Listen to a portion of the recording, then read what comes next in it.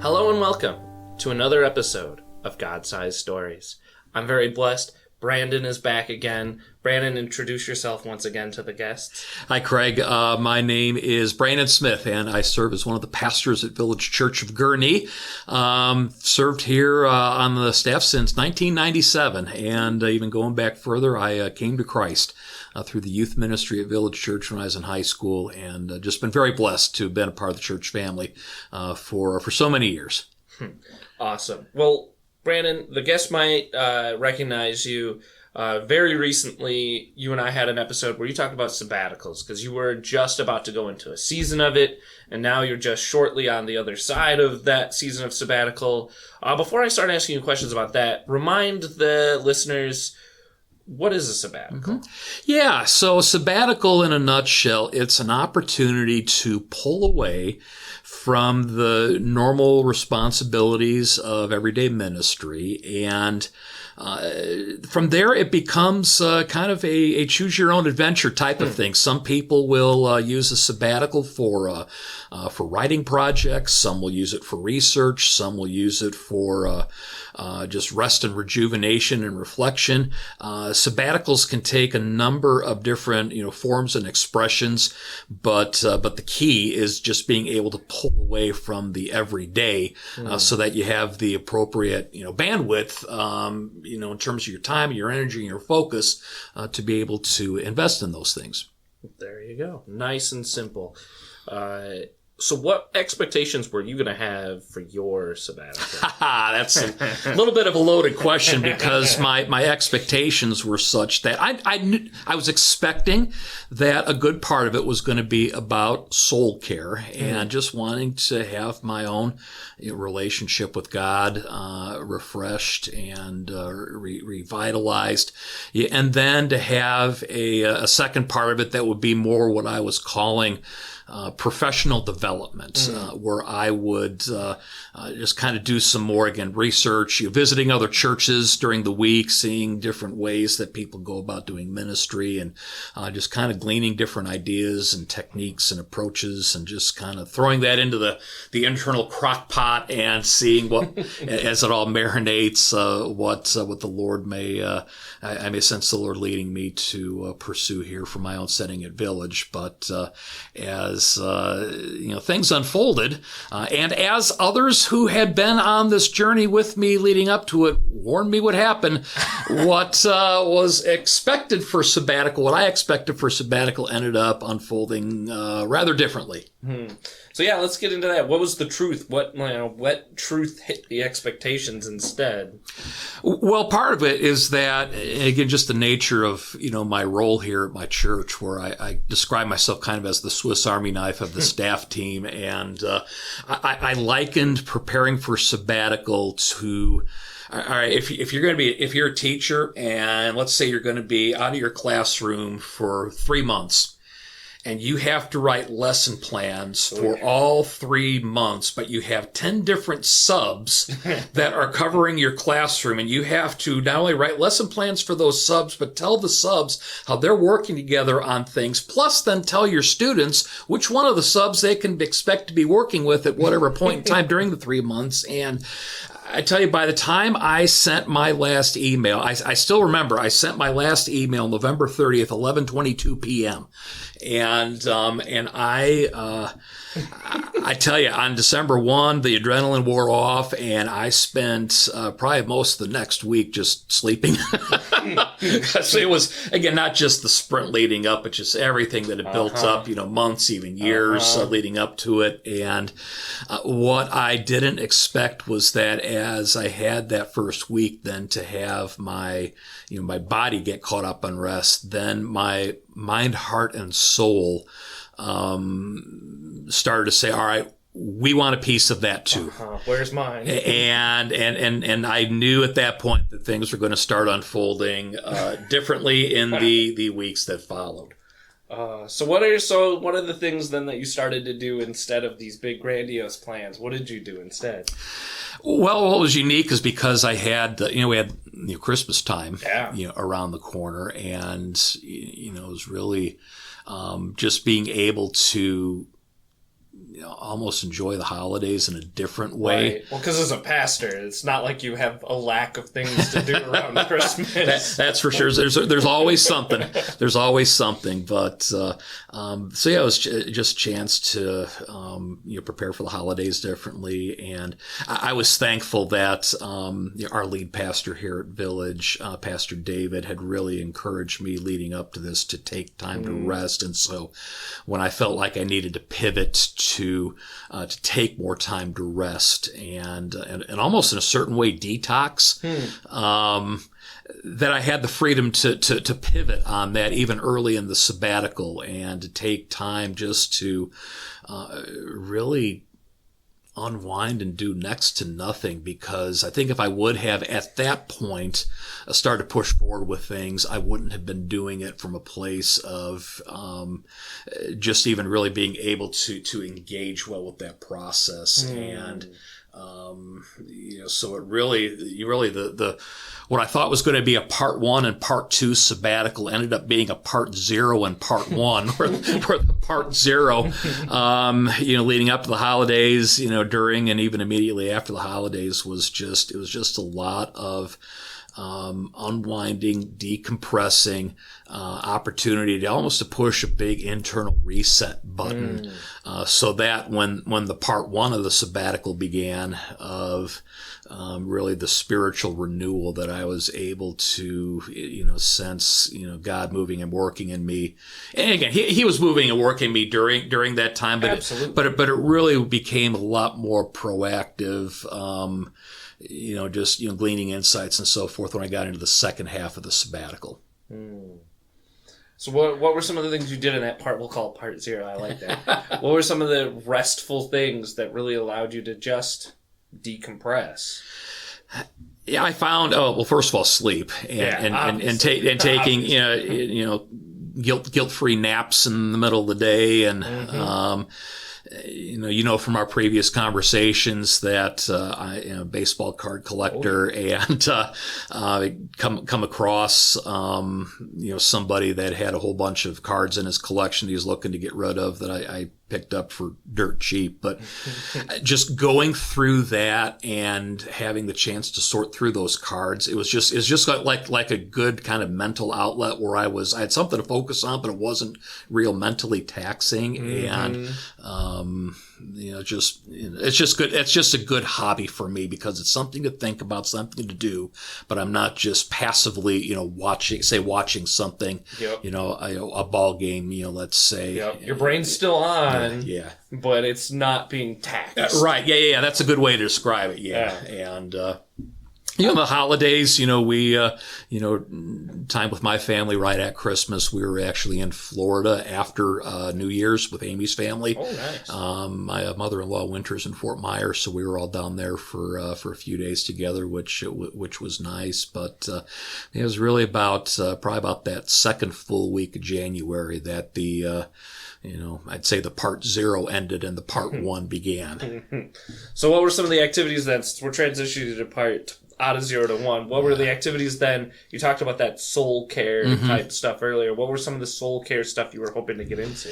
So January became a couple of mini retreats that I did. One of them was planned early in the sabbatical, and I knew I was going to do that at some point later in January. But there was one that I was gifted with that I was not anticipating, but I was gifted to go up into northern Wisconsin to a place called Silver Birch Ranch, which is a place that for many, many years at Village, when I served here as a youth pastor, we would take our groups up there for winter retreat, and they have kind of a connected, it's almost like its own retreat center within the camp. I mean, it's about 10 minutes away, but just set up for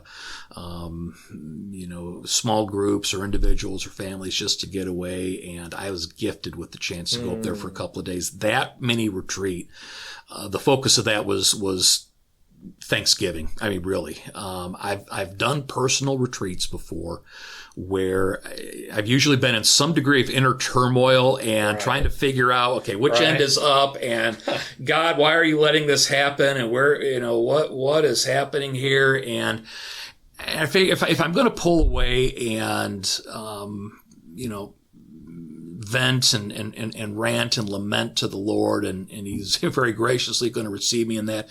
When I've got the opportunity to pull away when times are more settled, I just felt like it was right and fitting just to have the focus of that time be looking back, giving thanks to God for all the ways that he has provided for me, carried me through, sustained me, healed me, fill in the blank, and being up at Silver Birch was just an incredible opportunity to do that, and in a setting that was had been very, very meaningful to me down through the years. So the other retreat, I thought that was going to be where the professional development began, and I had filled up. So those big blue plastic recycling tubs that everybody piles all their, So I had absconded with one of the extra ones here from church, and I had taken literally an overflowing tub of books home with me from Sabbatical, not knowing what I might need, but I, stuff that I'd had piling up, and I, brought that whole tub of books with me to this other retreat. It was a pastor retreat center down in southwest of Indianapolis, down in Martinsville, Indiana. And so I had that whole tub of books with me. I'm thinking, okay, this is where I'm going to start thinking about missions and outreach and pastoral care and lots of different things that you can think about. And every time I started to dip my toes in the water of, okay, I'm going to start thinking about, future, and how can I use my time more wisely or more efficiently, more proactively when I'm back from sabbatical? What sorts of things can I pursue or develop when I'm back? And every time I would start dipping my toes in those waters, I've described it as it's almost like the Holy Spirit. I felt him kind of yanking on the leash inside of me, where he basically saying, right idea, good intentions, not the right time. and there was one about midpoint through that retreat where I was doing something as simple as transferring my 2022 calendar into my 2023 calendar. This is just birthdays. And it was at that point I started sensing this again, and then is when the time that whether I embraced God's will for the sabbatical or whether I surrendered to his will. But this whole thing is about soul care at this point. Okay. I get it. I understand it. You win. Thank you, but you win. And I released. I released all of those other expectations, and okay, this is just going to be about soul care. And, really just at that point continued on maybe in more depth, with some of the things that I had been doing just on a day-to-day basis. So what are some of the really big lessons? Obviously some of them are bursting forth, but going forward, and some of the things that you're going to take from that time of sabbatical, what are some of the big ones that maybe you haven't said, or just restating them again? Yeah. Well, some of the things that I've noticed already is I have not put my work email back on my phone. It's too much of a temptation for me to just check it. I'm going to check it real quick. No. And then, you get sucked into something. And what I find is that just in my mind, the off switch is just not getting enough use. And it has made me less efficient, less productive. It has been frustrating at times, but when I had the opportunity on sabbatical to let that dust settle and kind of be more reflective, it's like that I just can't go there, at least not right now. I'm trying to do some other things with my time to at least punch out a long weekend for myself once a month, and whether that's just to get caught up on personal stuff or family things, or just so that I can, find ways to have, other opportunities just for experiencing God in other realms of life. There's more to life than being a pastor. But there can be, and I know there are a lot of other pursuits that people have that can be black holes. But you just feel like you're drawn in and sucked in perpetually. But there's something unique within vocational ministry that I need to have some discipline if I'm going to keep that balance going forward. And put myself in position to just not get tied up in knots internally and running, not just with a gas tank running on fumes, but with an engine that, sometimes you talk about refilling the tank, you were thinking the gas tank, but there is an oil pan in the engine, and if you don't change the oil in the engine, I don't care how many times you fill up the gas tank, the engines, you're going to have engine problems. Oh, yeah. And so these are some of the things that I'm trying to do, just to kind of the engine of the soul, just to make sure that they're more, keeping in tune, and on top of just regular spiritual disciplines, but it just kind of diversifies the portfolio, uses some of the other tools in the toolbox. And even something else that I've noticed, I started switching around during sabbatical. I don't have coffee in the morning anymore. I've switched over to green tea, and I'm just less edgy. I can't explain it. I don't know if it's just, has to do with, too much caffeine or what, but I just feel less edgy, throughout the day. And I don't get the afternoon crash like I had been getting. And I have overall, even, having been back from sabbatical now for a couple of months, and I still feel different in a good way, and I'm still experiencing the fruit, the benefit of this in my life, and it just makes me all the more thankful for having had the opportunity to pull away, and just thankful for my church and their leadership, seeing the value in this, and my congregation just providing me with the gift, the time away, and leaving me alone. People were very good about not texting, and understanding I wasn't checking email and so forth, and people who spoke into my life during this time, support and coaching. I'm a blessed man. It's humbling to think about, and my prayer all along has been, God, whatever the fruit of what you do in my life during this time, I just want to be able to share that fruit with others, and maybe even through just telling this story here in this setting, there's something that God would do in somebody's life through through that as well. Amen. Brandon, thank you for, first of all, being willing to go on a sabbatical, because I know you, as you said, you are a man that you like to be productive as well. So it's that's stressful to think I have to not. And when we talked about this before, you said you didn't even drive by the church, which that blows my mind. That takes thought, because I drive by it to go to do other things, and it's you even put that thought into it because you knew you needed that disconnect, and it's knowing that you needed it is so important, because we've talked about this a lot. Is that idea of rest, the idea of soul care that you knew and you recognized and you fell subject to the Lord for.